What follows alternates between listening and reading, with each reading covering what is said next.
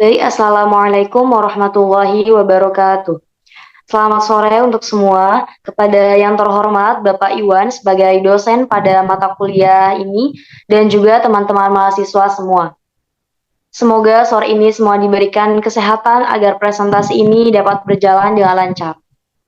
Topik yang akan kita bahas hari ini sesuai dengan tugas yang diberikan oleh dosen kita, yaitu mengenai Islam dan sains di abad pertengahan.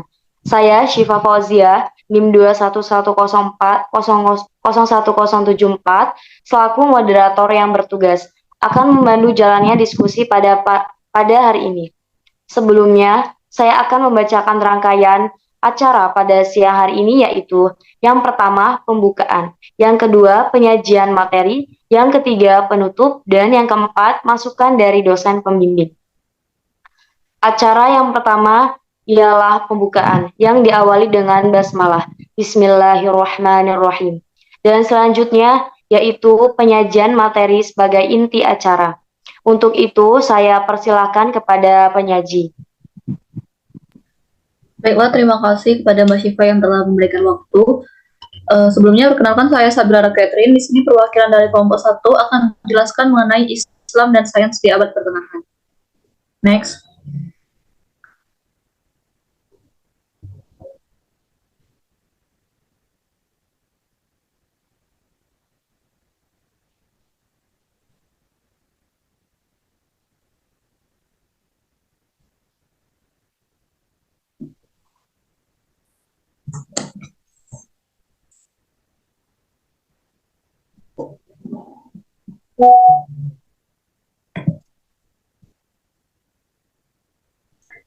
Dengan anggota kelompok yaitu Melinda Fortius, Irna Rara Junika, Putri Wafana Rasila Dewi, Putri Ratnasari Dewi, Vera Widiawati, Anjali Sauri, Syifa Fauzia, Iswa Yuningsi, Dea Devina Venta Anggraini, Putri Anggraini, Sabira Ratu Catherine, Afri Budi Setiaini, dan Fatimah Hasanah. Next.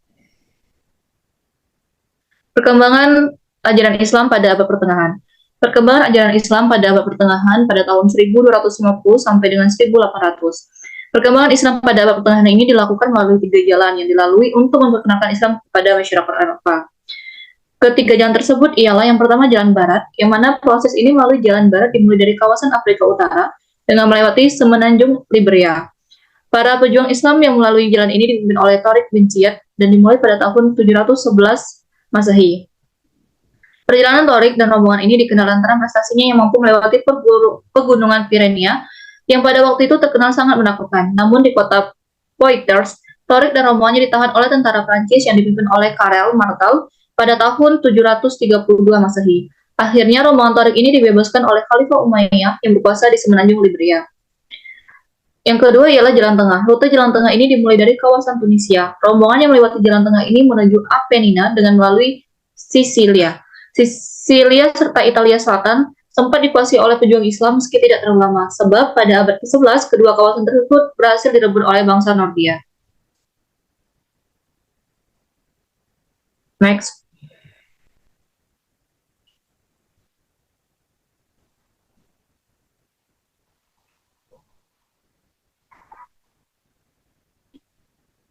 Yang ketiga ialah jalan timur, yang mana pada abad 1453 Turki yang dipimpin oleh Sultan Muhammad II mampu mengalahkan Bizantium.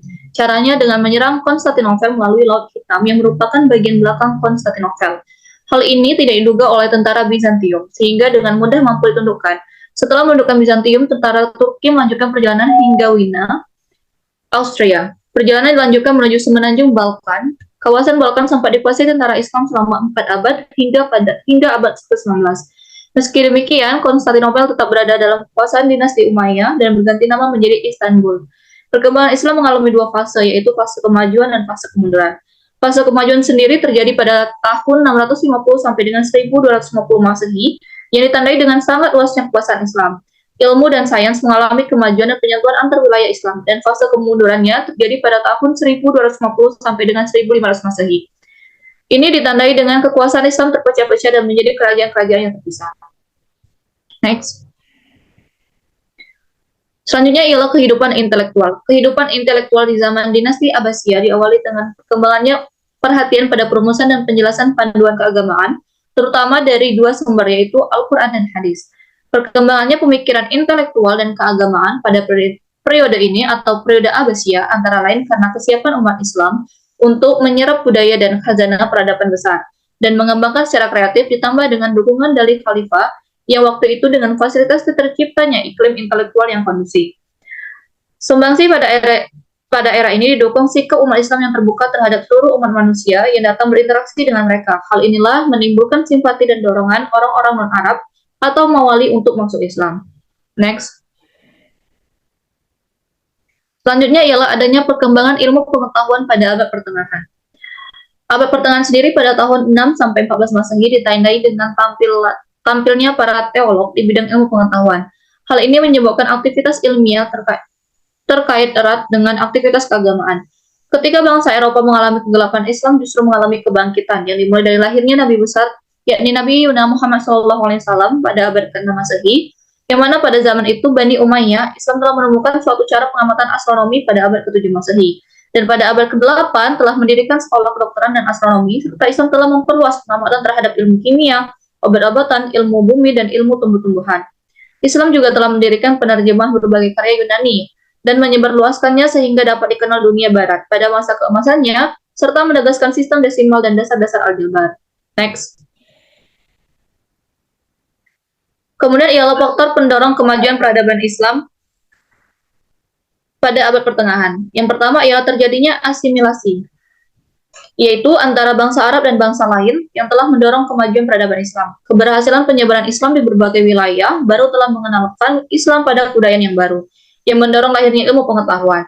Di masa Bani Abbasiyah, banyak masyarakat yang non-Arab ikut memeluk Islam, membuat Islam lebih berwarna dan lebih berkembang. Yang kedua yaitu kemajemukan dalam pemerintahan dan politik. Demi mengokohkan kepemerintahannya, kekhalifahan Abbasiyah mengambil strategi yang berbeda dengan kekhalifahan Umayyah, yang mana Abbasiyah meninggalkan corak Umayyah yang kearab-araban dengan menerapkan sistem administrasi pemerintah Persia, sekaligus memasukkan orang-orang Persia dalam struktur pemerintahan. Next.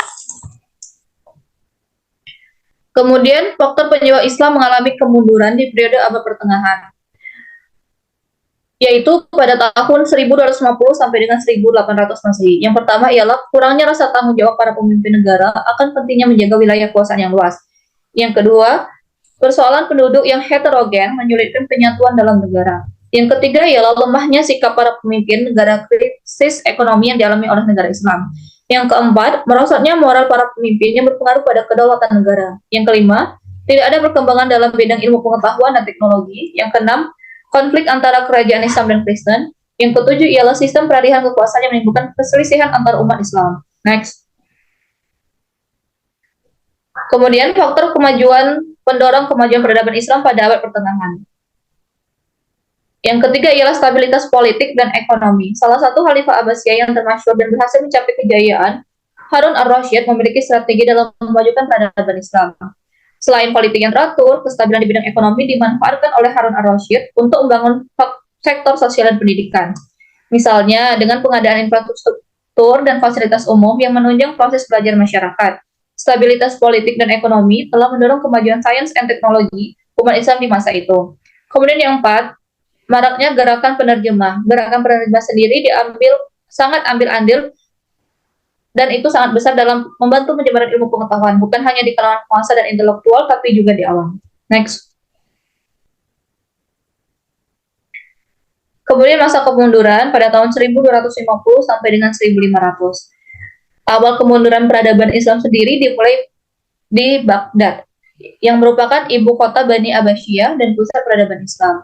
Diserang dan dihancurkan oleh tentara Mongol yang pimpinannya Hulagu Khan pada tahun 1258.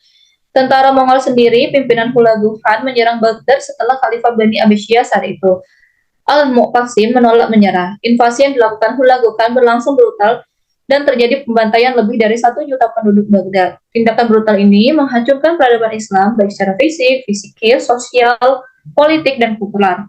Jatuhnya Baghdad ke tangan bangsa Mongol bukan saja mengakhiri kekhalifahan Abbasiyah, tetapi juga menjadi awal kemunduran peradaban Islam karena pusat keilmuan Islam telah hancur. Setelah menguasai Baghdad dan Persia, tentara Mongol kemudian bergerak ke Mesir untuk menaklukkan dinasti Mamluk atau dinasti Mamalik yang saat itu berkuasa. Next.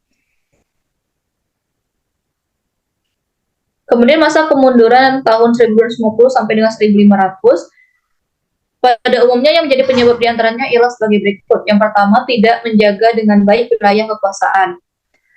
Yang kedua, penduduknya sangat heterogen sehingga mengalami kendala dalam penyatuan. Yang ketiga, para penguasanya lemah dalam kepemimpinannya. Yang keempat, ada krisis ekonomi. Yang kelima, ada dekadensi moral yang tidak terkendali. Yang keenam, apatis dan stagnasi dalam dunia iptek. Dan yang terakhir, ada konflik antar kerajaan Islam. Next. Kesimpulannya, hubungan agama dan sains dalam Islam berlangsung saling mendukung. Ada banyak ayat di dalam Al-Quran yang menganjurkan umatnya untuk mengamati alam agar mereka mendapatkan pengetahuan yang bisa meningkatkan keimanan. Terdapat dalam Al-Quran surah Ali Imran, surat ketiga ayat 190.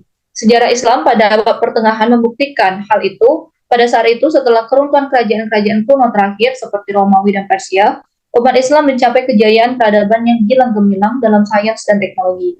Ada banyak sekali penemuan sains pada masa itu yang dihasilkan oleh ilmuwan Muslim dan menjadi dasar bagi pertumbuhan sains modern. Next. Terima kasih, saya kembalikan ke moderator. Baik, terima kasih kepada Mbak Sabila yang sudah memaparkan materi pada hari ini. Selanjutnya yaitu di sesi penutup. Saya akhiri diskusi kelompok kami hari ini. Terima kasih kepada semua yang telah hadir dan berpartisipasi. Yang terakhir kami mohon kepada Bapak selaku dosen untuk memberi masukan dalam tugas presentasi kami kali ini. Terima kasih, demikian presentasi kelompok kami. Saya sebagai moderator mohon maaf jika ada kekurangan. Wabillahi taufiq wal hidayah. Wassalamualaikum warahmatullahi wabarakatuh. Waalaikumsalam warahmatullahi wabarakatuh.